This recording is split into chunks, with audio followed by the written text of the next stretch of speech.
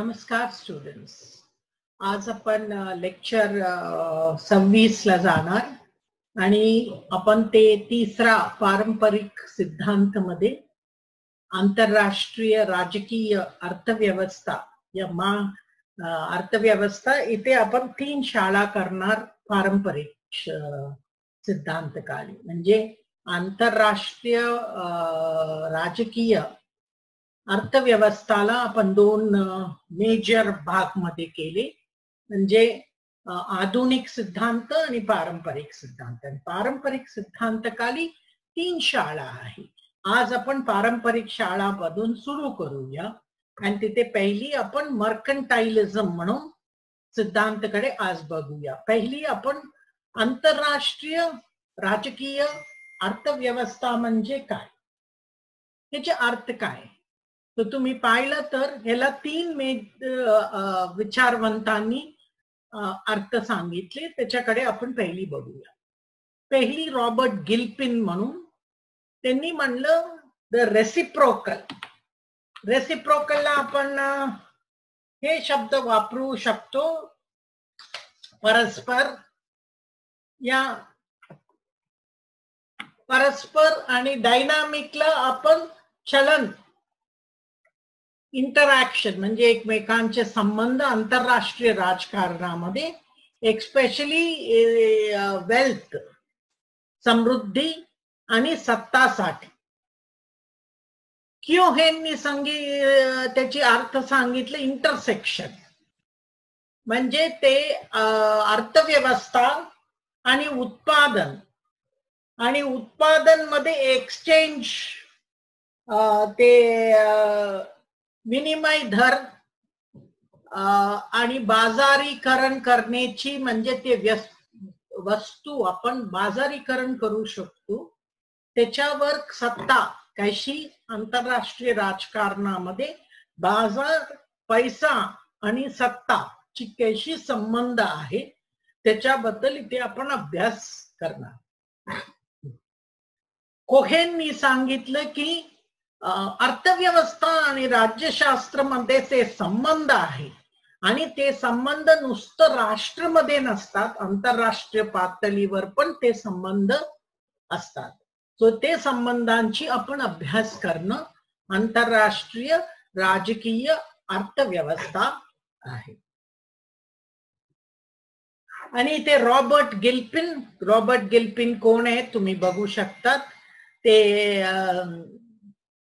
2018 मध्ये त्यांची मृत्यू झालेला आहे आणि तुम्ही ते आंतरराष्ट्रीय राज्य अर्थव्यवस्थाची अतिशय महत्वाची विचारवंत आहे. अमेरिकेमध्ये प्रोफेसर आहे आणि तुम्ही पाहिलं तर त्यांची काम बहुराष्ट्र कंपन्यांवर आणि आंतरराष्ट्रीय राजकीय व्यवस्थावर त्यांनी केलेले आहे.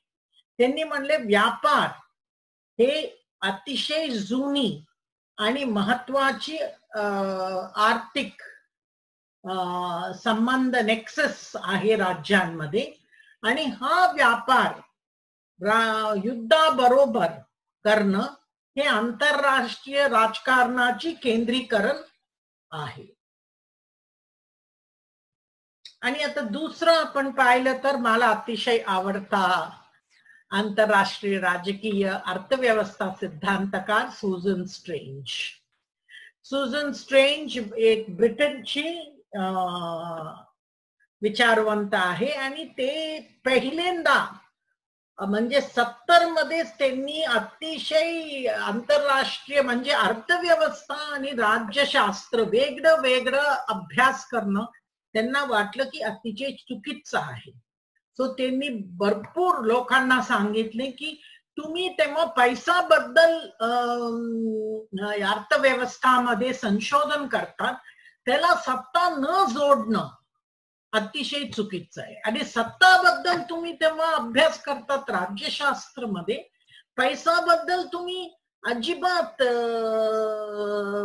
संशोधन न करणं अतिशय चुकीचं आहे. हे दोघांमध्ये कुठे कुठे सत्ता आहे तिथे तिथे पैसे आहे आणि कुठे कुठे पैसे आहे तिथे सत्ता आहे.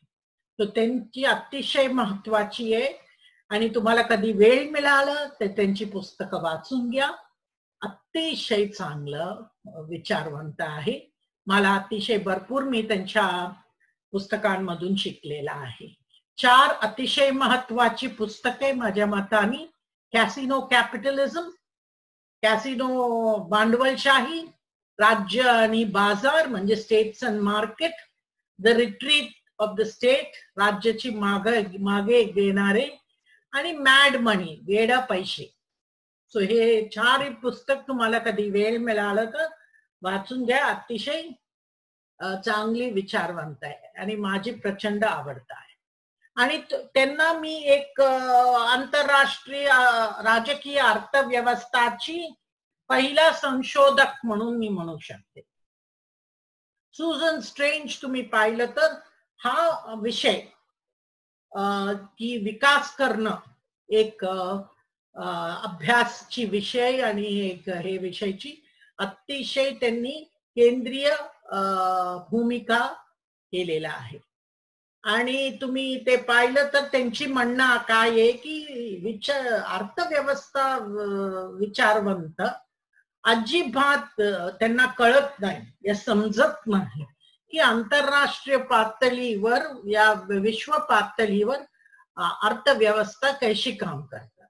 बिकॉज का त्यांना सत्ताची समज नाही, आणि तेव्हा तुम्हाला सत्तेची समज नसतात सो तुम्ही अतिशय कुठल्यावर अवलंबून आहे की अबस्ट्रॅक्ट आर्थिक मॉडेल, ते मॅथमॅटिकल मॉडेल, हे मॉडेल ते मॉडेल. सो सुझन स्ट्रेंजची म्हणणं आहे तेपर्यंत अर्थव्यवस्था विचारवंत सत्ताबद्दल समज नाही त्यांची अजिबात आंतरराष्ट्रीय पातळीवर अर्थव्यवस्था कशी काम करतात त्यांना अजिबात समज नसतात. तशीच ती म्हणलं राजकीय विचारवंत ते पण तेपर्यंत आंतरराष्ट्रीय पातळीवर अर्थव्यवस्था कशी सत्ता बरोबर काम करते. म्हणजे त्याशी तुम्हाला मी सुरू मध्ये सांगितलेलं आहे, कुठे पैसे आहे तिथे सत्ता आहे आणि कुठे सत्ता आहे तिथे पैसे आहे. सो त्यांची म्हणणं आहे की अर्थव्यवस्था आणि राज्यशास्त्र एकत्र येऊन हा विषयावर अभ्यास करायला पाहिजे. आणि तुम्ही पाहिलं तर तिची म्हणणं होते की सगळं आंतरराष्ट्रीय राजकारणाची सिद्धांतकार राज्यशास्त्र आणि अर्थशास्त्र दोघांची अभ्यास करायला पाहिजे. इथे तुम्ही पाहिलं तर त्यांची म्हणलं आतापर्यंत राज्यशास्त्र आणि अर्थव्यवस्था दोन वेगळं विषय म्हणजे एक दुसऱ्यांकडे अजिबात मल्टी डिसिप्लिनॅरिटी या इंटरडिसिप्लिनॅरिटी नव्हते, आंतरशाखीय समज नव्हते. आणि हा वेगळी करून आणि एकमेकांकडे न बघण्यामुळे त्यांची म्हणणं आहे की आंतरराष्ट्रीय पातळीवर आपण अर्थव्यवस्था समजू शकलं नाही आणि त्याच्यामुळे आंतरराष्ट्रीय राजकारण पण कमी पडलेलं आहे. आणि त्यांची पुस्तक स्टेट्स अँड मार्केट्स म्हणजे राज्य आणि बाजार ह्याच्यामध्ये ते म्हणतात की सत्ताकडे 4 मुख्य चॅनल्स आहे. कुठली? पहिली सुरक्षा, दुसरा उत्पादन, तिसरा वित्त आणि चौथा ज्ञान. ते म्हणले सत्ता काय आहे? सत्ता is the ability to provide protection, म्हणजे तुम्हाला संरक्षण देणं, मेक थिंग्स आणि का ते आंतरराष्ट्रीय पातळीवर तुमचे काम होणं, obtain access to credit and develop and control authoritative modes of interpreting the world. So ते म्हणलं सत्ता नसलं तर तुम्हाला भरपूर आर्थिक गोष्ट करणं अवघड जाणार. स्ट्रेंज ते पण म्हणतात की तुम्ही वित्त ऍक्सेस, तुम्हाला ते सत्तेची काय चॅनल आहे ते समजून घेणं पण अतिशय महत्वाची आहे. म्हणजे तिची म्हणणं काय आहे की आपण विश्व कशी काम करतात आपल्याला आंतरराष्ट्रीय वित्त बाजार कडे लक्ष समज नसलं तर आपल्याला हा समजून घेणं अवघड आहे. आता तिची पुस्तक स्टेट्स अँड मार्केट्स मध्ये तुम्ही पाहिलं तर ती मार्केट म्हणजे बाजार आणि अधिकार ची नेक्सस आहे. आणि ती म्हणते हे वर खाली असतात हे सत्तेची बाजार आणि राजकीय अधिकार मध्ये. तिची म्हणणं होतं की विश्व बाजार हा राज्य आणि राष्ट्र राज्याची तुम्ही पाहिलं तर त्यांच्या दोघांमध्ये धोकादायक अंतर असू शकतात. आणि ती म्हणले भरपूर वेळ तुम्ही पाहिलं तर राज्य अतिशय इनफ्लेक्सिबल असतात. बिकॉज काय आहे त्यांना सीमा आणि आंतरराष्ट्रीय कॉपरेशन हे अतिशय नाजूक असू शकतात. त्याच्यामुळे ती वेस्टफेलियर म्हणती, काय आपण वेस्टफेलिया म्हणतो. सो बाजारकडे तुम्ही पाहिलं तर ते आंतरराष्ट्रीय पातळीवर अतिशय आपण अराज्यक आहे. तशी आंतरराष्ट्रीय व्यवस्थामध्ये अराज्यता आहे, तशीच वित्त बाजारमध्ये पण अराज्यता आहे. आता ती दुसरं पुस्तक कॅसिनो कॅपिटलिझम म्हणून लिहिलेलं आहे. कॅसिनो म्हणजे कॅसिनोज म्हणजे तिथे तुम्ही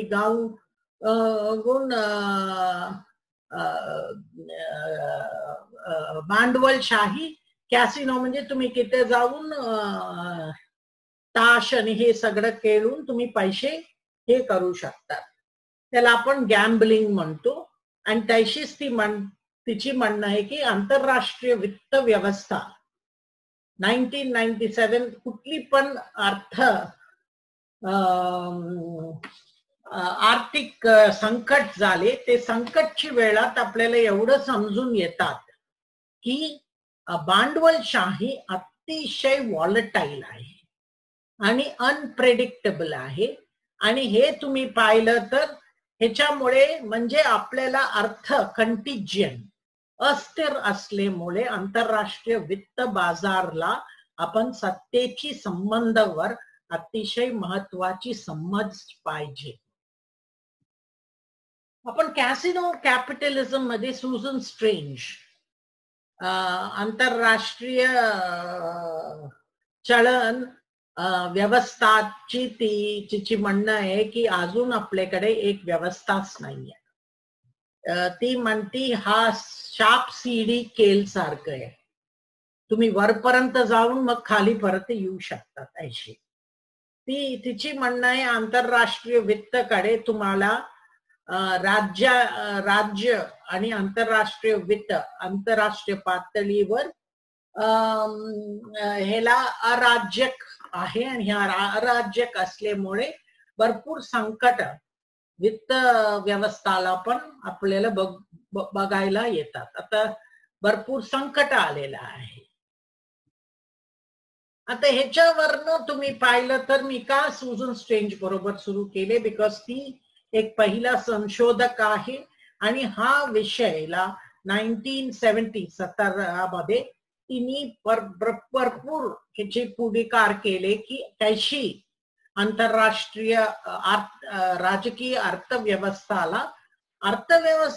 आणि राज्यशास्त्र एकत्र अभ्यास करणं अतिशय महत्वाची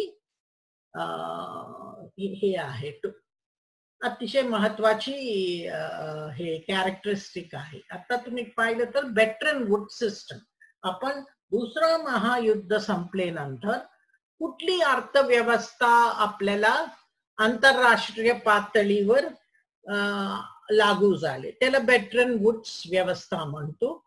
आणि हा ब्रेटन वूड्स मध्ये काय महत्वाची वैशिष्ट्यता आहे की अमेरिकन डॉलरला सोन्याशी पेक केले, म्हणजे 1 औंस सोना अमेरिकन $1 त्यांनी केले. म्हणजे त्याच्यामुळे आंतरराष्ट्रीय पातळीमध्ये सोन्याची दाम आणि चलनाची काहीतरी स्थिरता देण्याची त्यांनी संकल्पना पुढे केलेला आहे. आणि ते पाहिलं तर तुम्ही वित्त व्यवस्थापन आणि वित्त संबंध पाश्चिम्य राज्यांमध्ये हा अतिशय महत्वाची होते शीतयुद्ध काळामध्ये. हा बेटरन वूड्स सिस्टम मुळे तुम्हाला दोन महत्वाची संस्थान पण आले, इंटरनॅशनल मॉनिटरी फंड आणि वर्ल्ड बँक. आणि हा तुम्हाला माहिती आहे की दुसरा महायुद्ध झाल्यानंतर 730 डेलिगेट्स 44 राज्यांकडून Mount Washington hotel in Bretton Woods, New Hampshire, United अमेरिकेमध्ये हे कॉन्फरन्स झाले होते आणि ह्याला बेटरन वुड्स कॉन्फरन्स म्हणतात. आणि हे 22 दिवस लोकांनी ह्याच्यावर चर्चा केली आणि त्याच्यानंतर त्यांनी एक व्यवस्था, नियम, संस्थान आणि प्रोसिजर्स घेऊन त्यांनी सुरू केलेला आहे. आंतरराष्ट्रीय व्यवस्थाला काहीतरी रेग्युलेशन देण्यासाठी. आणि हा रेग्युलेशन तुम्ही पाहिलं तर हे अतिशय म्हणजे नियमित करण्यासाठी ह्यांनी सुरू केले. तेव्हा तुम्हाला माहिती असलं तर युनायटेड स्टेट्स ऑफ अमेरिका दुसरा महायुद्धानंतर अतिशय महान आर्थिक सत्ता म्हणून पण पुढे आलेले होते. जगाची 2/3 सोन्याची रिझर्व्ह अमेरिकेकडे होती. हा बेटरन वुड्स सिस्टम तुम्ही पाहिलं तर रूसची पण रिप्रेझेंटेटिव्ह आले होते, पण नंतर त्यांनी सही करायला नाकारले. बिकॉज त्यांची म्हणलं होते हे वॉल स्ट्रीट आणि भांडवलशाहीची एक हा हिस्सा आहे म्हणून त्यांनी नाही केले. सो तुम्ही पाहिलं तर हा व्यवस्था पाश्चिम्य राज्यांमध्ये चालू होते. आणि 15 ऑगस्ट 1971 मध्ये अमेरिकेने हा व्यवस्था बंद केले. का बंद केले?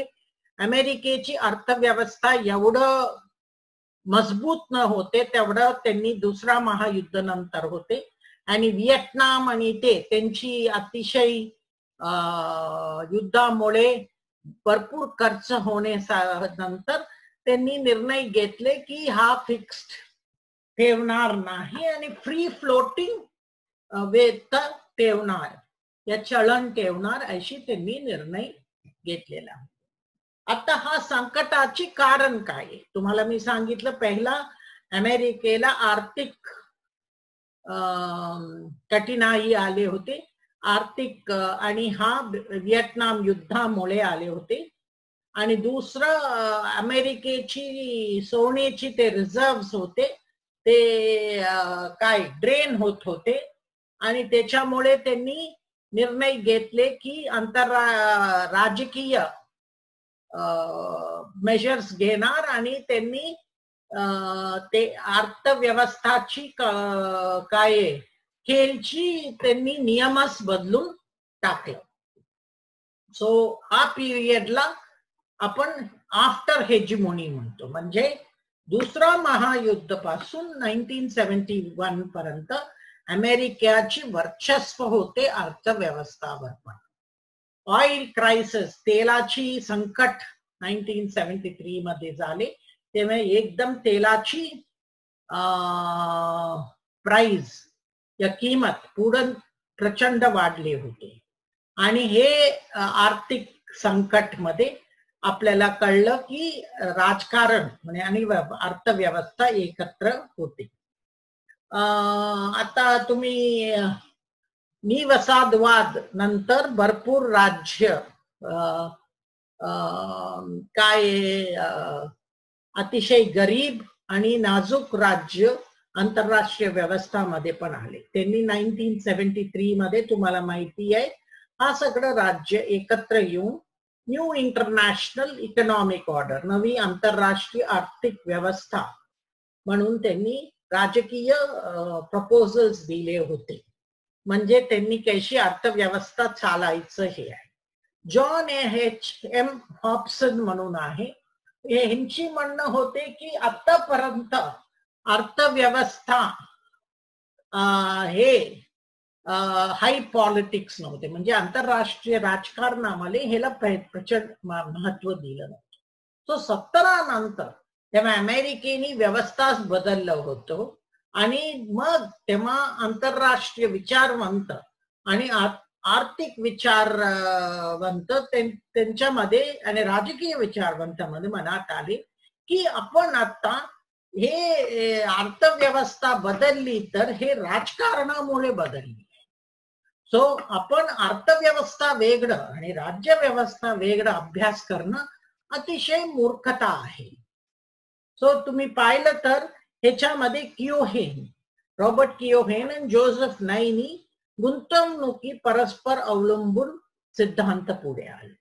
त्यांची सांगितलं की आंतरराष्ट्रीय पातळीवर तुम्ही राजकीय अर्थव्यवस्थाकडे तुम्ही पाहिलं तर ते अतिशय गुंतवणुकी परस्पर अवलंबून आहे. म्हणजे ते म्युच्युअल एक्सचेंज पण आहे, विनिमय गट पण आहे आणि त्यांची एकमेकांवर अवलंबून पण आहे. सो तुम्ही पाहिलं तर आंतरराष्ट्रीय आर्थिक राजकीय अर्थव्यवस्था आता नाही सुरू झाली, बट त्याची इन्स्टिट्यूशनलायझेशन संस्थाईकरण ते वेळेत सुरू झालं.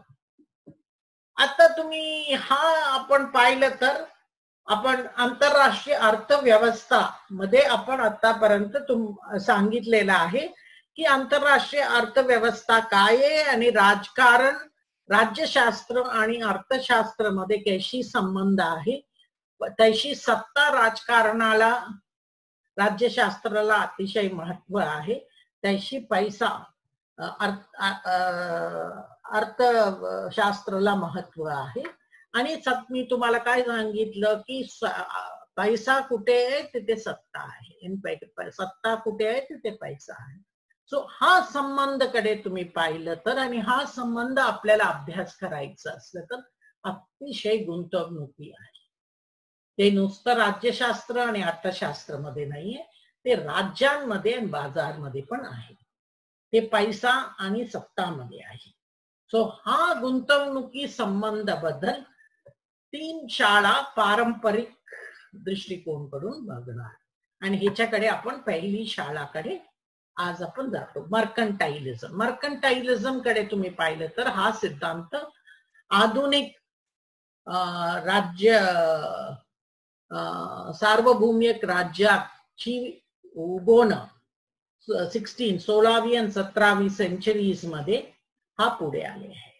आणि हा तुम्ही पाहिलं तर दृष्टिकोन राजकीय अभिजन लोकांमध्ये आहे.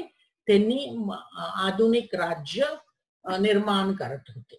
आर्थिक ऍक्टिव्हिटीकडे तुम्ही पाहिलं तर हे सगळं लोकांनी म्हणलं कुठलं आर्थिक धोरण एक मजबूत राज्य करण्याची उद्देश खाली असायला पाहिजे. म्हणजे अर्थव्यवस्था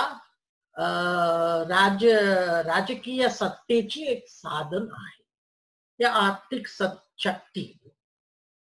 इथे तुम्ही पाहिलं तर आंतरराष्ट्रीय अर्थव्यवस्था एक राज्यहित आणि सहकार्य आणि एकमेकांना फायदा होण्यामध्ये त्यांची भांडण असू शकतात. आता मर्कंटाइलिझम कडे तुम्ही पाहिलं तर आर्थिक स्पर्धा राज्यांमध्ये झिरो सम गेम आहे. म्हणजे एक राज्याची फायदा झालं तर दुसऱ्या राज्याला ते धोका असू शकतात. आणि राज्याकडे तुम्ही पाहिलं तर दुसरा हा थिअरी आणतात की रिलेटिव्ह इकॉनॉमी, म्हणजे एकाला फायदा झाला तर सगळ्यांना फायदा होतात अशी काही नाही. आणि इथे लष्करी राजकीय शक्तीला अतिशय महत्व आहे, आर्थिक शक्ती. आणि हा तुम्ही पाहिलं तर हा नवी वास्तववाद कडे अतिशय जवळचा सिद्धांत आहे. आणि ते काय आहे की स्पर्धा राज्यांमध्ये अराज्य व्यवस्थामध्ये होतात. आता मर्कंटाइलिझम म्हणजे 2 फॉर्म्स आहे.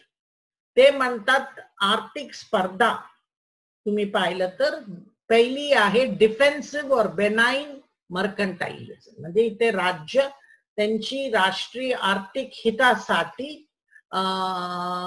राष्ट्रीय सुरक्षाची एक साधन म्हणून समजूत जातात. दुसरं अग्रेसिव्ह मॅलिव्होलंट मर्कंटाइलिझम, इथे तुम्ही पाहिलं तर राज्य आंतरराष्ट्रीय व्यवस्थाची फायदा करून त्यांची एक्सपॅन्शनिस्ट परराष्ट्र धोरणामध्ये, हा तुम्ही पाहिलं तर वसाहतवाद त्याशी एशिया आणि आफ्रिकामध्ये होते, त्याची चांगली उदाहरण आहे. आता मर्कंटाइलिझम कडे तुम्ही पाहिलं तर आर्थिक शक्ती राज्याची लष्करी आणि राजकीय सत्ता वाढवण्याची साधन आहे, आणि लष्करी आणि राजकीय सत्ता एक राज्याची आर्थिक सत्ता वाढवण्यासाठी पण वापरणं.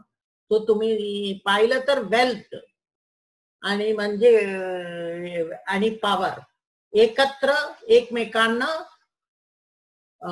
मदत करून पुढे जातात. आणि कुठली राष्ट्रीय वेल्थ कडे तुम्ही पाहिलं तर राजकीय आणि लष्करी सत्ता एकमेकांना मदत करतात, आणि ह्याची उद्देश काय आहे, अतिशय शक्तिशील राज्य बनवण्यासाठी.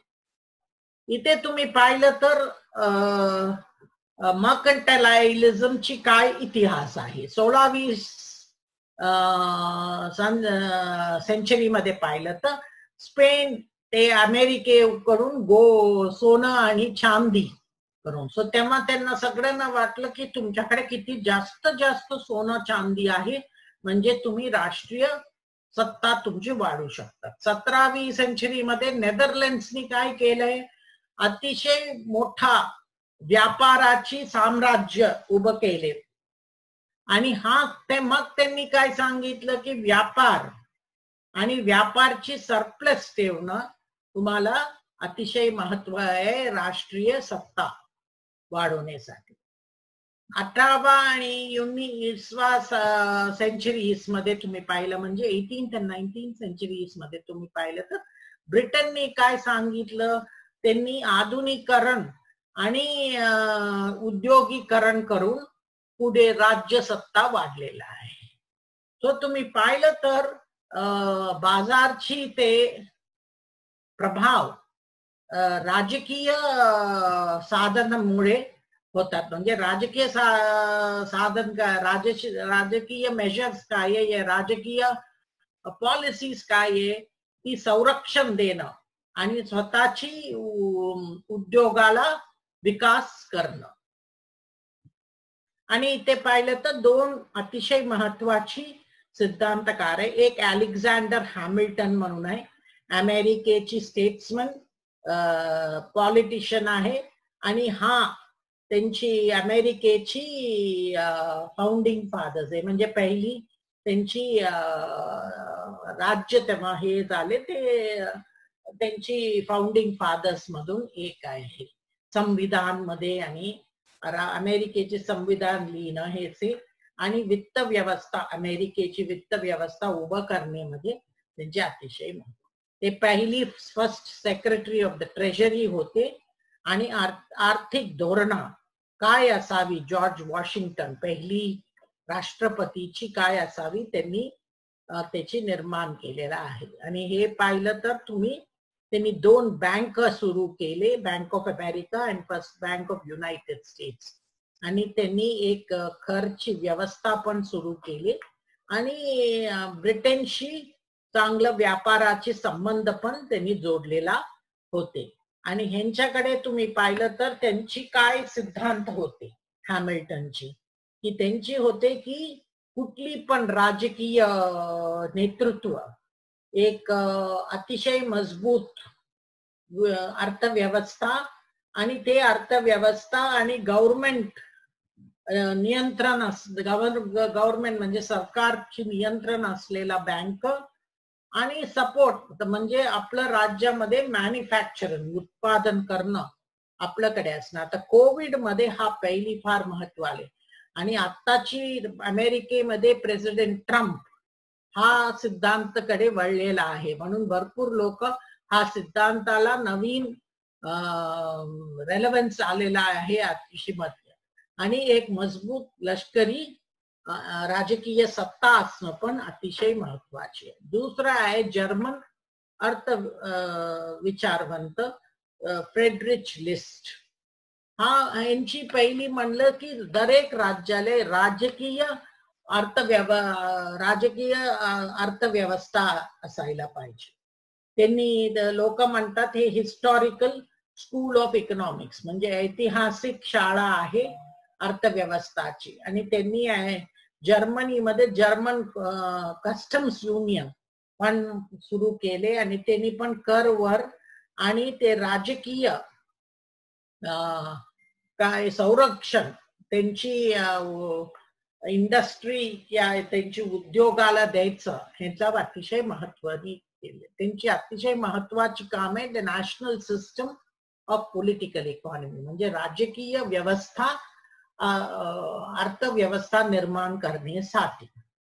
आणि आज तुम्ही पाहिलं तर आंतरराष्ट्रीय ते कोविड नंतर त्याशी चीननी भरपूर राज्यांना धमकी आणि हे सगळे दिल्यानंतर भरपूर राज्यांना हे लक्षात आलेलं आहे की आपण आपले राजकीय मॅन्युफॅक्चरिंग हे सगळं आपल्याकडे असल्याशिवाय आपण आंतरराष्ट्रीय पातळीवर एक राजकीय या लष्करी महासत्ता होऊ शकत नाही.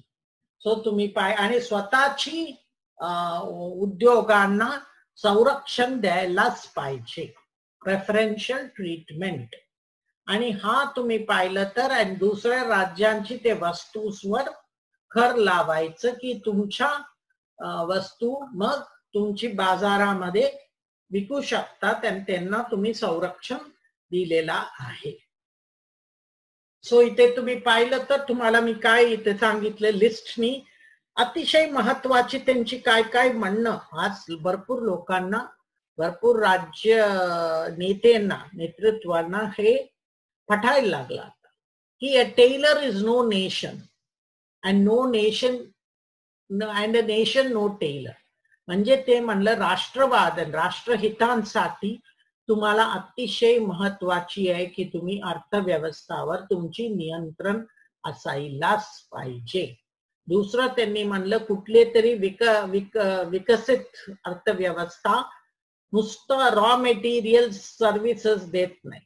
त्यांनी काय व्यापार मध्ये त्यांना वर्चस्व असतात, एक्स्पेशली प्रोडक्टिव्ह पॉवर्स म्हणजे तुमच्याकडे अतिशय पुढेकरी उद्योग पाहिजे आणि तंत्रज्ञान शिक्षण आणि समुदाय पण आहे ते ह्याच्यावर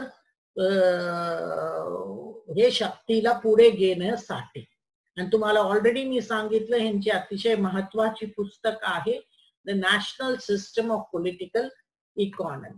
सो त्यांनी बेसिकली ग्रेट ब्रिटन कडे बघून जर्मनीला त्यांनी हे पुस्तक लिहिलेले होते. तुम्ही बघा इंग्लंड कशी एक आंतरराष्ट्रीय पातळीमध्ये अतिशय महत्वाची अर्थव्यवस्था झालेला आहे. आणि हा अर्थव्यवस्था होण्यासाठी त्यांनी काय काय साधन वापरलेला आहे हे अभ्यास करून आपल्याला पण जर्मनीला एक मोठा अर्थव्यवस्था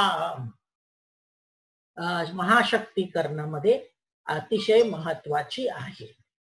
आता हॅमिल्टन आणि लिस्ट कडे दोघांकडे आपण मर्कंटाइलिझम मधून पाहिलं तर दोघं त्यांची स्वतःची राजकीय उद्योगांना महत्व द्यायचं म्हणणं आहे. दुसरं त्यांची म्हणणं आहे तेपर्यंत तुम्हाला उत्पादन सत्ता तुमच्या हातात नाहीये, तुम्ही एक महाशक्ती होऊ शकत नाही. आणि ते म्हणले राज्याची प्रॉस्पेरिटी कडे तुम्ही पाहिलं तर त्याला बेसिकली उत्पादनची शक्तीवरच तुम्ही एक अर्थव्यवस्था या अर्थ महाशक्ती होऊ शकतात.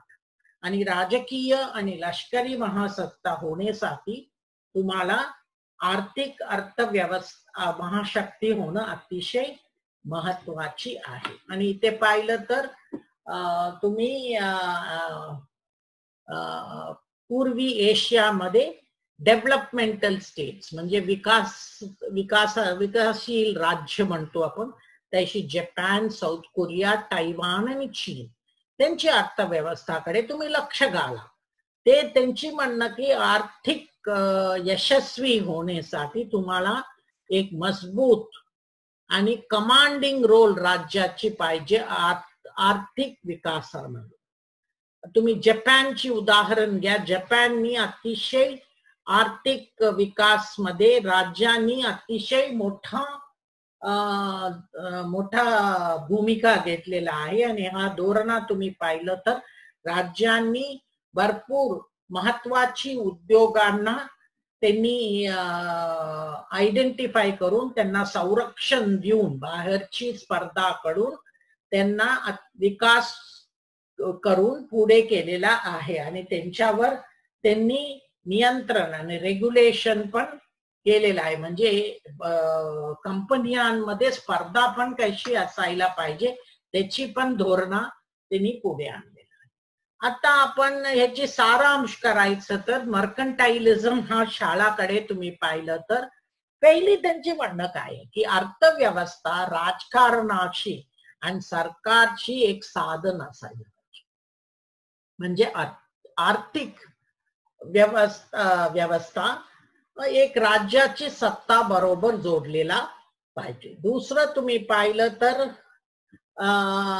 हा अर्थव्यवस्था राष्ट्रहितांसाठी काम करायला पाहिजे आणि राज्य सगळं खाजगी आर्थिक हितांवर राज्याची वर्चस्व असायला पाहिजे. आणि त्यांची म्हणणं आहे की वेल्थ आणि सत्ता एकत्र काम करायचं, एकाशी स्पर्धा नाही करायचं. आर्थिक डिपेंडन्स दुसऱ्या राज्यांवर कमी करायला पाहिजे, स्वावलंबून असायला पाहिजे त्यांची म्हणणं आहे. आणि आर्थिक आणि सुरक्षाची हित कधी एकमेकांची विरुद्धात नाही जायचं आणि विरुद्धात गेलं तर मग सुरक्षाची हितला वर्चस्व मिळायला पाहिजे. आता मर्कंटाइलिझम कडे आपण पाहिलं तर ह्याला आपण पॉइंट्स मध्ये कशी सारांश करू. एक आहे मर्कंटाइलिझम अर्थव्यवस्था आणि राज्य व्यवस्थामध्ये संबंध जोडतात. दुसरं ते म्हणतात राज्य व्यवस्था ती महत्व म्हणजे अर्थव्यवस्था राज्य व्यवस्थाची एक साधन असायला पाहिजे. आणि इथे मुख्य खेळाडू कोण आहे? राज्य आहे. आणि अर्थव्यवस्थाची आकार काय असायला पाहिजे. सो ते म्हणतात की कधी राज्याशी भांडणात राहायचं नाही आणि ते झिरो सम गेम आहे. बिकॉज तुमची राज्याला फायदा झाला तर शेजारच्या राज्याला धोका होऊ शकतात. आर्थिक गोल्स काय, मुद्दे काय, राज्य सत्ता. सो तुम्ही पाहिलं तर मर्कंटाइलिझम आपण इथे समाप्त करणार. आणि हा पहिली शाळा आहे आंतरराष्ट्रीय राजकीय अर्थव्यवस्थामध्ये आणि पारंपरिक शाळांमध्ये. हे अतिशय महत्वाची सिद्धांत आहे आंतरराष्ट्रीय राजकारणात. पुढच्या लेक्चरमध्ये आपण दुसरं आणि तिसरा शाळा पारंपरिक आंतरराष्ट्रीय राजकीय अर्थव्यवस्था खाली करणार. थँक्यू.